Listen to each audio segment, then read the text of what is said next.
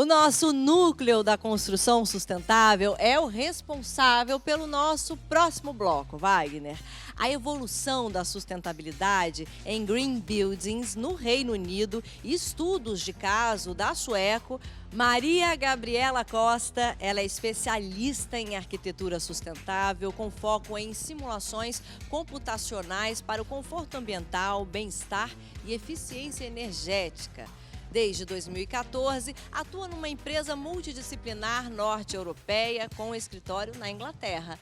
Já coordenou e prestou consultoria para projetos sustentáveis em Londres, Dinamarca, Suíça e Holanda, com vasta experiência em estratégias passivas, biofilia, luz e ventilação natural e performance energética. Legal, né, Wagner? Esse tema é um tema muito quente. É um tema importante e que eu acho que vai trazer muita novidade para quem assistir. Estou muito curioso. Eu também. Então, vamos lá. Bora pro telão. Olá, meu nome é Gabriela Costa e eu fui convidada pelo Marcelo Nudel para participar da BW Expo este ano no núcleo de sustentabilidade e eu vou apresentar para vocês a evolução da sustentabilidade e dos green buildings na Inglaterra. Eu sou formada em arquitetura pela Faculdade de Belas Artes de São Paulo e depois de concluir a minha graduação, eu fui estudar na Inglaterra e fiz o meu mestrado em energia renovável e arquitetura. Logo após o mestrado, eu fiquei por lá e já estou lá há 6 anos, trabalhando como consultora em sustentabilidade. No começo, o meu foco maior era em simulação computacional e hoje em dia eu também tenho qualificações de BMAP e o LAP, se vocês forem familiares com os termos das certificações verdes, né, para prédios. Vou contar um pouquinho também sobre coisas que eu faço fora do trabalho, ambiente de trabalho. Então, eu sou yogi total, adoro meditar e fazer yoga e esportes em geral. E também para sair um pouco da minha bolha de sustentabilidade só no ambiente construído e na construção civil, eu estou participando de alguns grupos específicos da comunidade que eu moro, lá na Inglaterra, e a gente está fazendo um projeto para começar um repair café, um lugar que a gente possa promover reparos em geral para as pessoas que moram na nossa pequena cidade. Eu trabalho na Sueco, que é uma empresa multidisciplinar de arquitetura e engenharia. A Sueco é muito forte na parte norte da Europa, ela é bem conhecida na Escandinávia.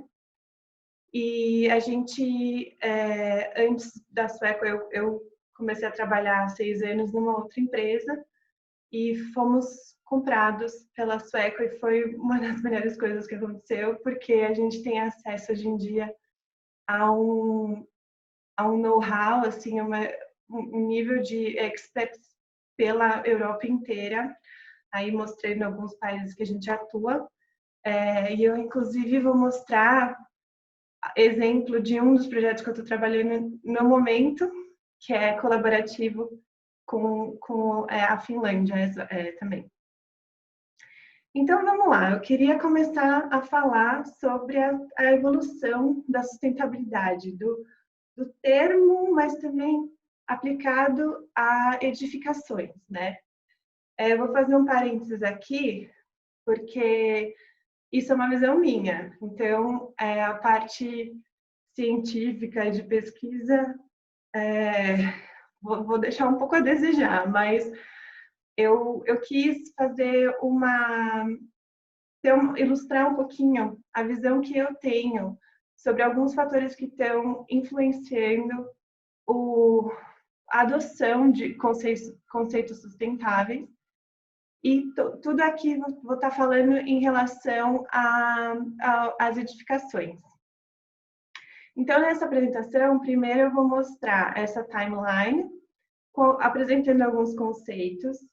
Depois eu vou entrar um pouquinho mais na área de regulamentação e fazer um paralelo aqui com o que eu tenho ouvido sobre o Brasil. Como eu não atuo aqui, eu não tenho não sei muito o que está acontecendo. Eu ouço um pouquinho, acompanho alguns consultores aqui. Então, é um pouco, eu tenho essa visão por conversar com eles, né? Então, perdoe se eu estiver falando alguma besteira. Mas, e depois, no meio para o final da apresentação, eu vou mostrar alguns projetos de certificação que a gente fez, que já estão prontos, já construídos, e de repente trazer alguma coisa nova para vocês. No final da apresentação eu deixo o meu contato pessoal e profissional, então qualquer dúvida, eu sei que é um pouco estranho a gente estar fazendo isso assim agora, mas eu espero até que com esse vídeo muitas pessoas consigam assistir e de repente tenha um alcance até maior que talvez teria presencial, né? Então vamos lá. Essa é a minha linha e ela começa assim bem. A ideia é que a parte mais baixa é a evolução um pouquinho mais tímida e na parte mais alta em 2020, onde a gente está, começa a ser mais exponencial e eu vou explicar o porquê.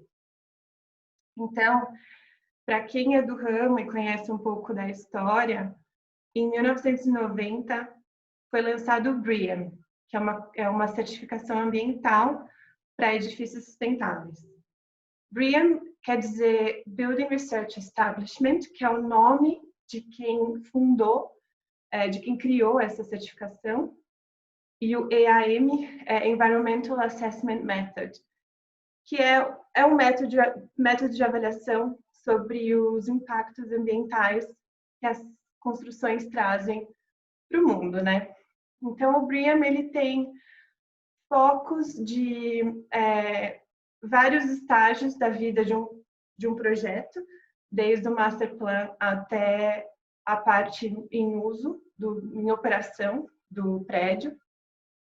E com o tempo, o BREEAM foi evoluindo também. Eu não vou mostrar isso na linha do tempo, mas dizer que desde 1990 eles estão coletando dados sobre um monte de prédios no mundo inteiro que são certificados. E como eles são um instituto de pesquisa, eles usam essa pesquisa para a próxima versão, para que sempre a última versão seja a mais redondinha, com os conceitos mais inovadores e presentes do momento, né? Para ter a certeza que vai acompanhar essa evolução que eu estou mostrando. Hoje, na Inglaterra, a gente está no BREEAM 2018. Depois do BREEAM em 1990, surgiram outras certificações, até que são mais conhecidas aqui no Brasil. Então, o LEED, que eu acho que muita gente conhece, e o Brasil também tem suas próprias certificações, né? Então, assim, BREEAM foi mais ou menos o pai, a mãe dessas certificações, que aos poucos foram surgindo outras em ambientes específicos.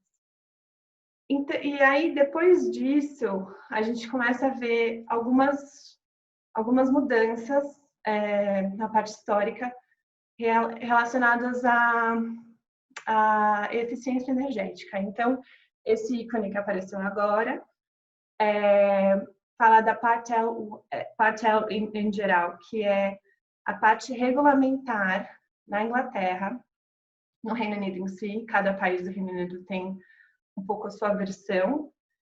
E a parte L, ela regulamenta o quanto que um prédio novo ou em reforma tem que atingir de eficiência energética, né? Então, o governo lançou essa lei, né, esse código de edificação, vamos dizer assim, que é preciso para você conseguir aprovação na prefeitura, por exemplo.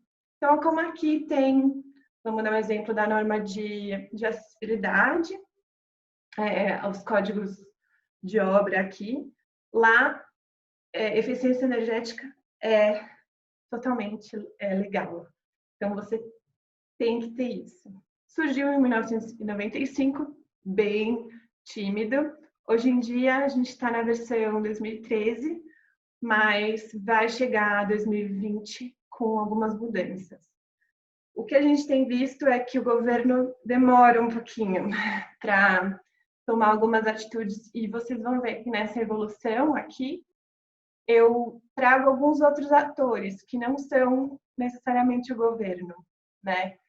Que as pessoas veem como temos que agir agora, então estão surgindo umas iniciativas bem legais. Com o surgimento do Patel, veio depois o Energy Performance Certificate, que é bem parecido com o selo Procel aqui, de eficiência de qualquer coisa, né? Esse selinho aparece na nossa geladeira, em carros, sobre emissão de gás pelos carros, gás poluentes. Então, a Patel, tudo que a gente faz as verificações usando essa ferramenta legal, o resultado é esse EPC, que a gente chama, que é esse certificado nas categorias A a G, para os edifícios. Então, aí, aqui estamos num foco bem forte em eficiência energética nessa evolução da sustentabilidade para edificações. Em 2008, temos um pouquinho uma depressão por causa da crise, no geral. Mas, em 2015, muita coisa aconteceu. Então, a gente tem essa iniciativa da ONU de lançar esses Sustainable Development Goals, que são umas metas para desenvolvimento sustentável, 17 metas, que não necessariamente sejam só para edifícios, mas que tem a ver. Então, é assim, integrar a energia renovável em comunidades, em cidades, pensar em como a água vai ser tratada, como a água vai ser usada, como a gente pode trazer um pouco mais de saúde e bem-estar para os usuários. Então, se vocês não conhecem, eu sugiro dar uma olhada, porque esses 17 goals que eles chamam, a ideia é que até 2030 a gente chegaria no nível que a ONU está prevendo, ou traçou essa trajetória para 2015 a 2030. A gente está longe disso. Mas é bem legal o jeito que eles mostram, o acompanhamento que eles fazem, e essas metas estão influenciando bastante o jeito que sustentabilidade é entendida hoje em dia na Inglaterra. Então, não é mais, por muitos anos foi, na verdade, somente BREEAM. BREEAM é muito forte lá, mas a gente, aos poucos, vê que, por exemplo, incorporadoras, nossos clientes, a construção civil no geral, quer um pouco ter uma outra visão e olhar como que dá para ter mais impacto e não só usar a ferramenta do BREEAM como índice de sustentabilidade.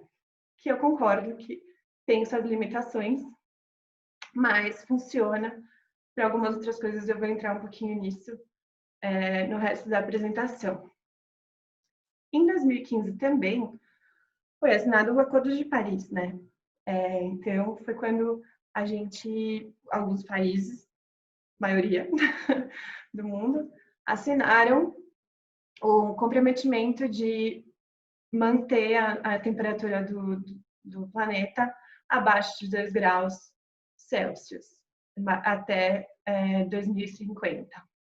com isso também surgiram outras iniciativas para como a gente vai fazer com que isso seja transparente e que as pessoas estejam contabilizando a emissão de carbono de uma maneira certa. Então, surgiu o Science Based Targets, mais ou menos na mesma época, e com isso começou um pouco mais a se falar em emissão de carbono, não só relacionada à eficiência energética, não só relacionada ao seu consumo de energia, mas também várias outras coisas que eu já comento. Em 2015 também surgiu o WELL, foi lançado o WELL, que é o Well Building Standard, é uma certificação para avaliar quão saudável e quão bom o edifício é para o bem-estar dos usuários. Então, aí, a partir daqui, desculpa que o vídeo deve estar cortando, deixa eu só mudar o vídeo aqui para cima. A partir daí apareceu mais esse foco do bem-estar e biofilia, que é trazer a natureza para dentro das edificações, para que a gente volte a ter essa conexão com a natureza que acabou sendo perdida ou diminuiu no fato da gente viver em cidades hoje em dia.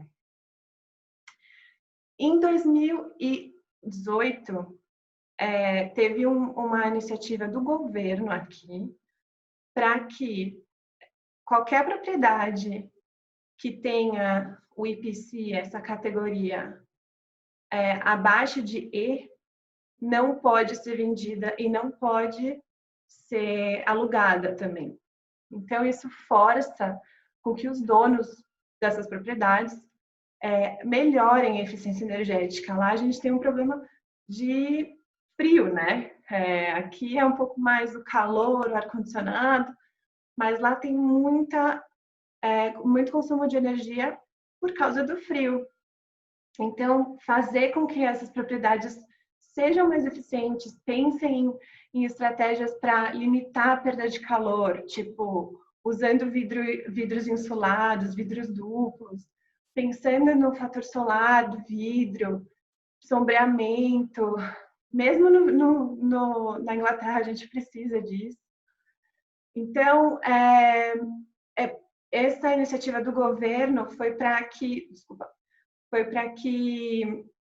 os donos das propriedades fossem incentivados a melhorar a condição desse estoque antigo que existe na Europa, né? Vou mudar o vídeo de novo. Aqui eu queria falar um pouquinho, porque a curva começa a subir, assim, bem como Covid, infecção, né? Incrível, é exponencial. Então, o que aconteceu? Eu acho que não só na área da construção civil, mas teve muita coisa em paralelo, né? Documentários que surgiram, a conscientização da população ficou muito maior.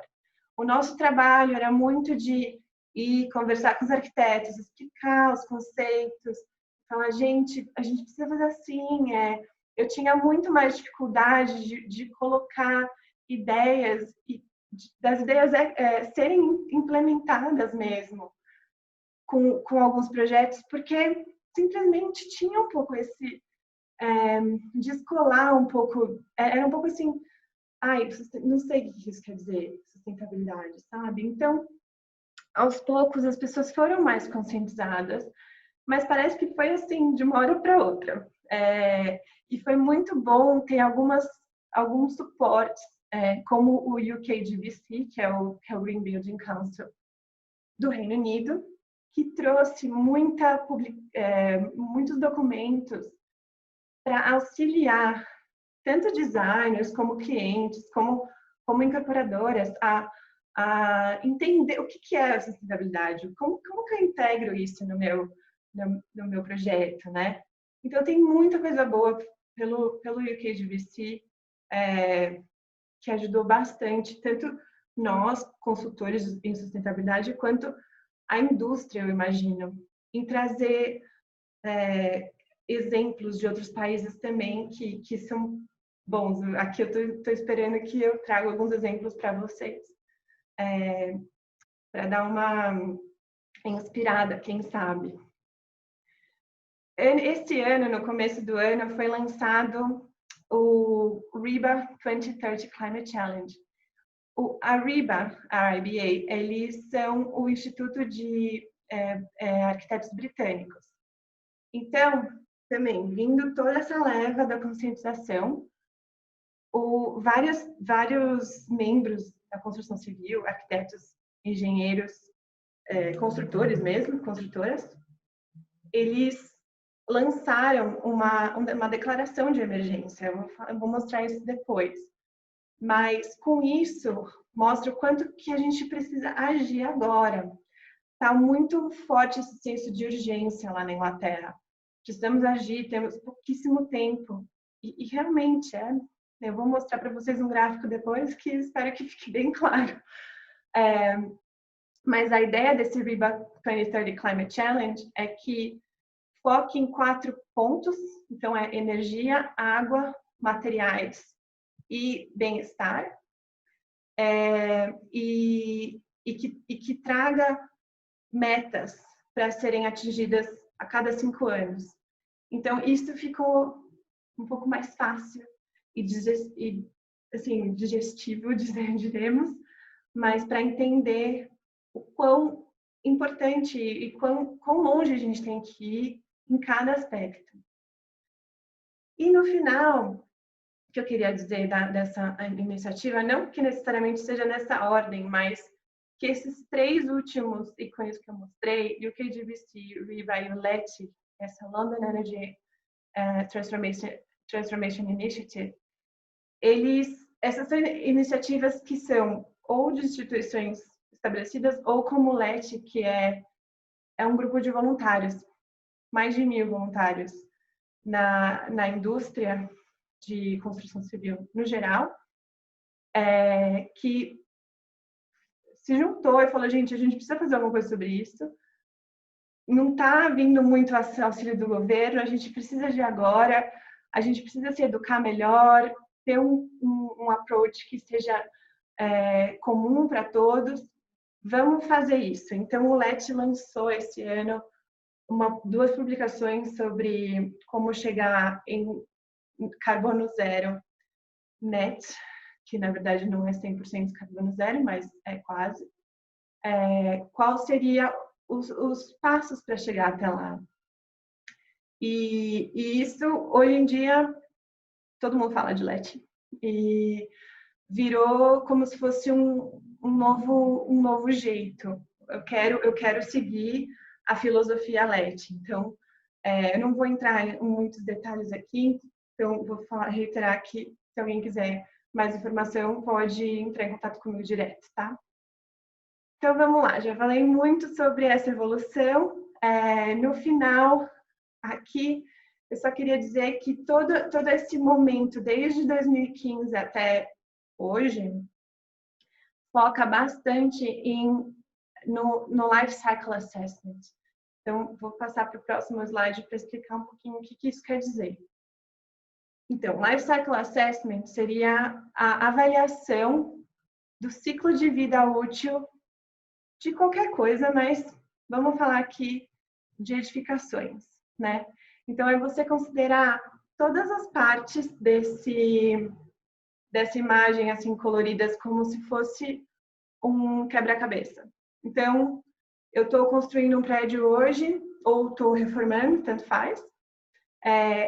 Da onde vão vir os materiais? Como eles são produzidos?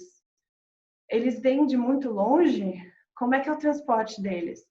Quando eu fizer a instalação, quanto tempo demora? Será que tem algum outro impacto ambiental e de emissão de carbono que eu preciso considerar? Quanto tempo esse material vai ser usado para? Qual vai ser o consumo de água, energia e outros insumos durante a vida útil, durante a operação do meu prédio? No fim da vida, quando esse prédio, sei lá, ele foi projetado para 30 anos, 60 anos, 100 anos, 1000 anos, não sei. Mas o que eu vou fazer com o resto dos materiais quando esse prédio não servir mais a sua função? E no final, como que seria a reciclagem disso? Hoje em dia a gente vê que demole, acho que a gente nem sabe o que acontece com os materiais que são demolidos, para onde eles vão. Então, assim, essa parte do Life Cycle Assessment começa a trazer umas perguntas que a construção civil não está muito acostumada. A gente tem visto um processo assim bem inovador. A gente está perguntando para logística, assim, para quem é envolvido na construção civil, de onde vem o alumínio que você está me vendendo? Esse alumínio é feito com energias renováveis? Esse alumínio tem alguma porcentagem de material que seja reciclado na composição do alumínio? Então, a gente está entrando numa área de fazer perguntas que provavelmente não vão ter resposta, mas essas perguntas têm que ser feitas. Então, eu acho que esse 100% tem a ver com sustentabilidade. A gente precisa pensar em todos essas fases, esses ciclos, e ver como a gente pode otimizar e minimizar a emissão de carbono para cada uma delas. Tá? Agora, vamos lá. Sustentabilidade igual a energia e emissões de carbono? Isso por muito, muito tempo, digamos, pelas 2 primeiras décadas lá, da minha timeline, sustentabilidade focava em energia, em eficiência energética. Mas não é só isso, né? Eu só quero fazer um paralelo aqui para explicar um pouquinho mais o que é a Part-L, que é essa regulamentação de eficiência energética no Reino Unido, e criar um paralelo com a norma de desempenho aqui no Brasil. Então, falando da Part-L, tem 5 critérios, mas 3 deles são necessários para a parte de projeto. Então, o primeiro é que você reduza as emissões de carbono. Então, eu preciso que o prédio seja melhor do que o nível de referência que tem na metodologia da Part-L. Número 2 é que o segundo critério é que a nossa envoltória seja eficiente. Então, eu não posso ter, por exemplo, na Inglaterra, vidro simples. Mas, assim, se for prédio novo, um vidro simples, é perda de calor imensa, porque é só um vidrozinho assim. E tem problemas de condensação também no frio, se você pensar no seu carro, né? No frio, como fica. é um outro exemplo. Mas tem requisitos para que a envoltória atinja um certo nível de transmitância, o U-value, e também de performance energética para conter o calor e não precisar de muita energia para que atinja uma temperatura confortável internamente. E número 3 é controlar o índice de radiação solar. Por incrível que pareça, precisamos fazer isso na Inglaterra. E o clima está mudando.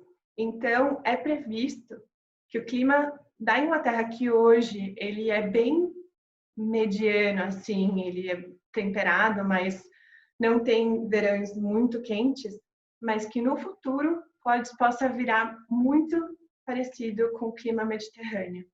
Então, hoje a gente está desenhando, projetando os prédios do futuro. E a gente precisa considerar tudo isso, né? Mudança climática e outros fatores que influenciam o nosso design. Esses requisitos são tanto para prédios comerciais quanto para prédios residenciais. Cada tipo de prédio tem seus critérios que são mais específicos, mas eu não vou entrar em detalhe aqui, mas é só para dizer que, baseado na Quartel, temos no final o Energy Efficiency Rating, que quanto mais perto do A, melhor é. E também isso é uma indicação de quanto você gastaria para manter sua casa, o seu escritório confortável, sem gastar muita energia. Então, quanto mais energy efficient, melhor, né?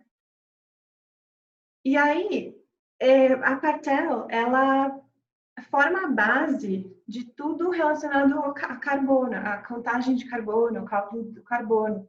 Então, não é só a eficiência energética em kilowatt-hour, por exemplo, mas em kilowatt-hora, mas também associado a carbono. E a Europa, em geral, tem os seus compromissos para atingir carbono zero até 2050. Só que o Reino Unido pausou qualquer compromisso. Na verdade, é mais assim na política em si. Então, não tem nenhuma política hoje lá que fale no Reino Unido, tá? Estou falando no governo geral, nacional, que os prédios têm que ser carbono zero. Não existe isso, isso tá pausado lá. Mas Londres, como uma cidade cosmopolita que tem suas próprias ambições em quesito de ser neutra no carbono até 2050, traz uma metodologia para qualquer prédio que seja projetado em Londres. Então, aqui, esse é o approach que tem lá, mas primeiro é diminuir o uso de energia. E, no final, fazer esse offset do carbono, porque a gente não consegue chegar em 100% hoje em dia, não tem tecnologia suficiente para chegar lá. Então, tem que ter um pouquinho de esse offset, é você pagar ou investir, comprar créditos de carbono que ajudem a eliminar essas emissões. Eliminar, né? Não é eliminar 100%, mas é ajudar outras áreas a descarbonizarem com o seu approach. Então, é isso em relação à regulamentação lá. Vamos falar agora do step by step, né? O processo que a gente precisa fazer para chegar num carbono, num projeto que seja carbono zero. Não é impossível, mas é difícil. É uma coisa complexa de se atingir. Então, o que a gente usa são simulações computacionais. Então, o que a gente faz com a digitalização e tanta tecnologia e evolução nesses softwares que são ótimos para a gente usar o ambiente virtual para prever potenciais problemas, para prever qual vai ser a eficiência energética, a performance de qualquer fator que a gente esteja interessado. Então, tem software para tudo, praticamente. Mas a gente foca muito no começo do projeto, a otimizar a envoltória, usar conceitos de arquitetura passiva e bioclimática, para que a gente reduza a necessidade de ar-condicionado, de ventilação, essas coisas que precisam ter um pouco mais de uso de eletricidade, né? Alguns exemplos de projetos que a gente já trabalhou é a sede da Sueco Dinamarca, que a gente fez um 3D aqui para verificar conforto térmico nesse átrio aqui que está mostrando na imagem abaixo. E esse átrio ele é ventilado naturalmente. A gente tem as janelas aqui, até mostra aqui nesse CFD, que mostra a temperatura, aqui está mostrando a temperatura do ar entrando no espaço, e tem umas considerações sobre a fachada em si, porque aqui é totalmente exposto, essa elevação aqui é totalmente exposta. E eles queriam ter vidro o máximo possível. E para isso, eles usaram um tipo de vidro especial, que tem uma película que controla a radiação solar interna. Então, o vidro não esquenta tanto, ele reflete a radiação que você não quer e ele deixa passar a radiação que você quer. Depende do ângulo do sol. Esse vidro se chama microshade, se alguém estiver interessado. E funciona bem assim para controlar o sol, a incidência solar, e não deixar o espaço ficar muito quente, que daí a gente precisaria de ar-condicionado. Então, esse átrio ele é totalmente ventilado naturalmente, com essas aberturas na fachada, para entrada de ar, e várias aberturas no teto, para a saída do ar. Aqui é o projeto que eu estava mencionando antes, é um projeto que eu estou trabalhando hoje. É uma colaboração da Sueco UK, Sueco Finlândia e arquitetos da Suíça. Então, a gente está auxiliando eles a fazer essa concepção de ventilação natural. Aqui tem umas imagens do perfil da fachada que a gente está usando e investigando, né? E orientação para que lado a fachada abre, que lado é melhor, vamos considerar da onde vem o vento, as pressões negativas e positivas na fachada. Então, tem uma parte de ciência aplicada a essas decisões. E aqui, porque eu também quero contar para vocês mais sobre esses prédios super interessantes que a gente está trabalhando, eu vou entrar na parte de Green Buildings e vocês vão ver um pouquinho a evolução desses prédios. Um parênteses muito importante quando a gente fala de certificação, que o valor delas está na parte que elas têm que ser usada como ferramenta de projeto. Não pode encarar essas certificações como um checklist, e isso é muito comum. Até na Inglaterra, vou falar até na Inglaterra, mas é uma brincadeira, só que isso acontece em qualquer lugar, então a gente tem as mesmas batalhas. Então eu ouço muitas pessoas falando, nossa, não, usar essa certificação faz o prédio ficar tão caro, fazer essas coisas é tão caro, mas se você tem a ambição desde o começo, se você tem esse objetivo, é mais fácil incorporar o custo, né? É difícil você, e eu concordo, é mais caro você incorporar conceitos sustentáveis quando você já está numa parte de projeto, uma fase de projeto que é bem avançada. Então, os melhores consultores vão te falar o que vai te trazer o valor da certificação e não necessariamente falar, você tem que fazer isso, porque senão você não consegue o crédito. E aí a gente não vai atingir nossa meta do BREEAM Excellent, vamos dizer. Então, cuidado com certificações, elas são úteis, muito úteis, mas elas têm que ser usadas com cuidado, tá? E não ser só um greenwashing que acontece. Então, aqui eu vou mostrar alguns projetos. Eu tenho 10 minutos, eu prometo que eu vou ficar on time.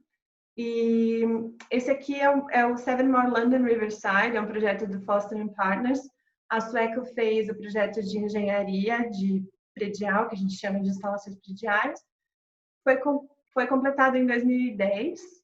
E algumas curiosidades que eu vou contar para vocês é que essa fachada meio que em zigue-zague, né?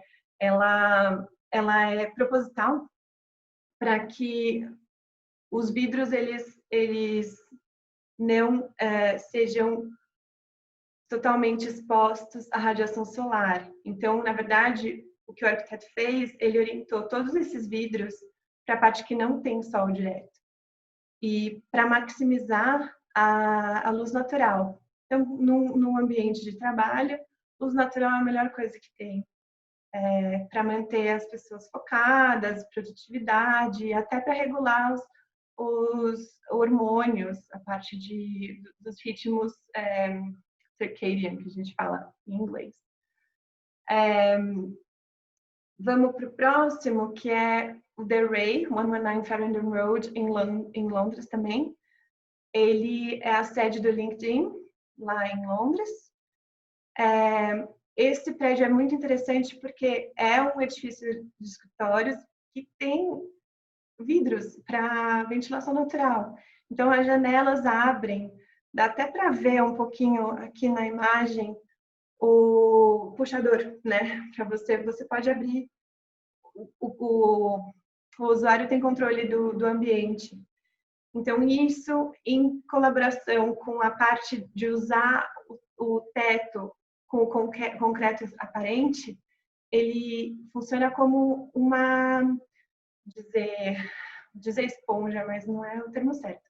Mas ele retém o calor durante o dia e à noite ele vai dissipar esse calor, o concreto, eu digo, e você deixando o vidro aberto, vai ventilar o espaço, então a variação de temperatura não é tão alta.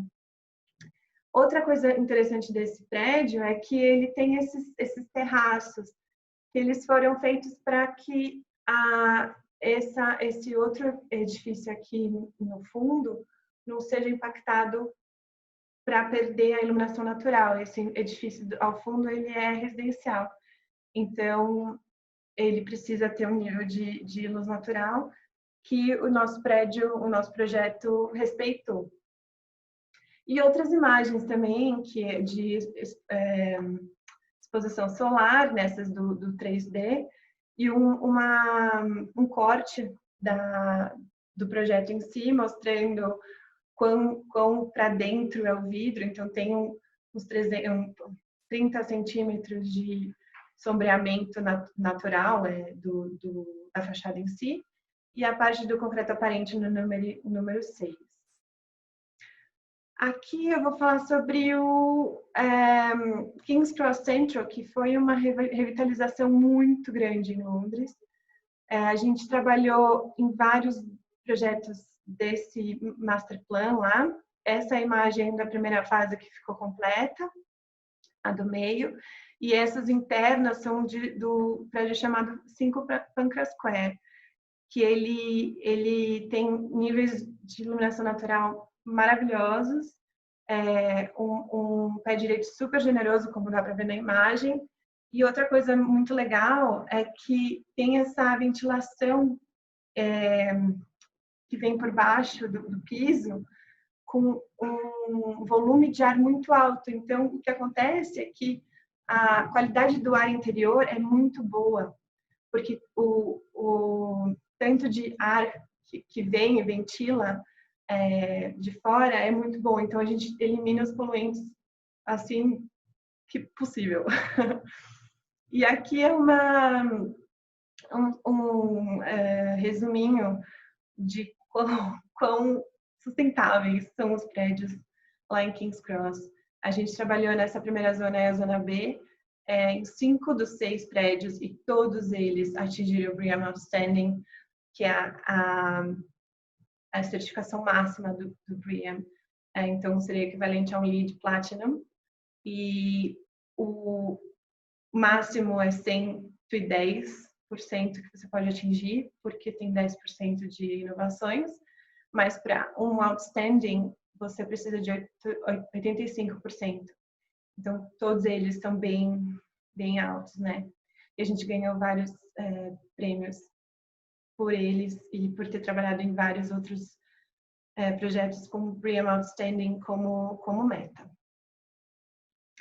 E aqui, só para finalizar, sobre o prédio da Bloomberg no Reino Unido, que é também outro exemplo muito legal de sustentabilidade, que tem as fachadas desenhadas para que bloqueiem a radiação solar e também consigam maximizar a área envidraçada, né? Então, você não vê nenhuma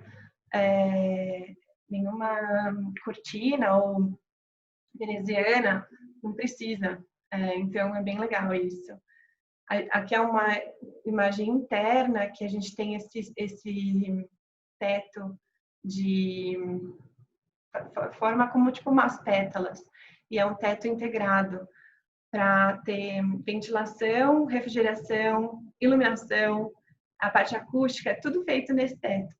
E ele é modular e você pode abrir, acessar e fazer reparos sem ter nenhum problema. Mais imagens da fachada e otimização que foi feita. A fachada eu não contei para vocês, mas ela tem aberturas que deixam entrar ventilação natural. E aqui dá para ver um pouquinho melhor, né? Então, tem essas aberturas do lado desses elementos verticais na fachada, que deixam o ar entrar, e tem uma ventilação híbrida, que é tanto natural quanto mecânica, porque o prédio em si ele não é tão ele é bem profundo, então não tem como a ventilação natural somente funcionar, mas tem esse quesito de usar a ventilação natural para diminuir o consumo energético. Água, muito importante, uma das maiores inovações do prédio da Bloomberg, que é o uso da descarga a vácuo. Primeiro prédio comercial em Londres a usar essa tecnologia. Então, assim, o consumo de água é mínimo. A gente estima que foi, na parte de projeto, 75% da água foi economizada, do consumo de água foi economizado. Dá para usar a água que você economiza nesse prédio por um ano, dá para você encher 25 piscinas olímpicas. E é um pouquinho mais que emissões de carbono, tudo isso que eu estou falando, né? Eu falei no começo da apresentação, na evolução da timeline, a gente não tem muito tempo para ficar brincando. Então, esse senso de urgência está muito forte lá. Quão rápido a gente precisa agir para chegar, fazer essa transição para chegar a zero carbono até 2050. Então, é esse pulo em azul aqui que está mostrando. E por isso, arquitetos, engenheiros estruturais, engenheiros prediais, eles declararam essa emergência climática e de biodiversidade para que tenha uma conscientização maior em como fazer e desenhar prédios que atendam essa trajetória. Então, gente, o que eu queria dizer hoje é um pouquinho por essa parte de emergência na cabeça de vocês. Dizer que não é só a energia que a gente tem que considerar na eficiência energética. A gente tem uma variedade de atores e influenciadores quanto a emissão de carbono acontece no ambiente construído. E a gente precisa colaborar um com o outro. Eu estou vendo essas iniciativas na Inglaterra de voluntários, né, que pegam o tempo deles livre para fazer esses guias, para ajudar a gente não entrar numa inércia e continuar fazendo o que tem que ser feito na parte de construção e mais que tudo, desafiar a construção civil por mais que a gente consiga. Eu vou deixar vocês com essa frase do David Attenborough, que é uma personalidade no Reino Unido, e falar que a gente tem muito que fazer nos próximos 10 anos para reverter alguns dos danos que já foram feitos na natureza. Obrigada, e eu deixo aqui o meu contato se vocês quiserem conversar comigo. Muito obrigada pelo convite e espero ouvir mais de vocês também pessoalmente. Fiquem à vontade de entrar em contato. Obrigada.